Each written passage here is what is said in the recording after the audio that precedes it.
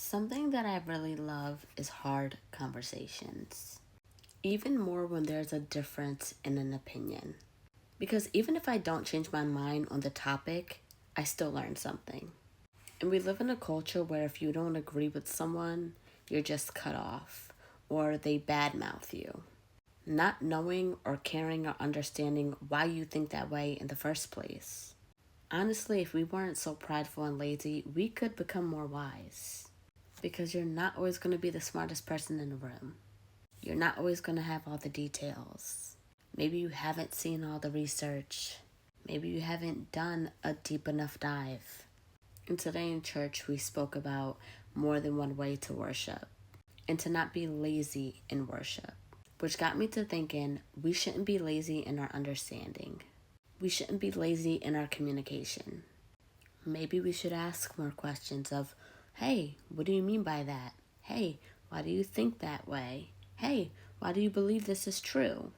Maybe you'll hear something you never heard before. Maybe it'll change your perspective. Maybe it won't. Maybe instead of thinking someone is a bad person, maybe they just have bad theology. Maybe they just don't know enough. Maybe they weren't well informed. Maybe they're hanging around the wrong crowd. You don't know what you don't know. And you're not going to know it by just making it up in your head. Because sometimes we view people with the narrative that we want to view them from. It doesn't matter if it's good or bad, whether we like them or not. And it's all a process. It's all growth. It may take years, months, days, weeks. It might even take a lifetime. However long it takes, or however learning looks, let's be intentional about it. And the reason why I think this is so important is because God was intentional when He created you.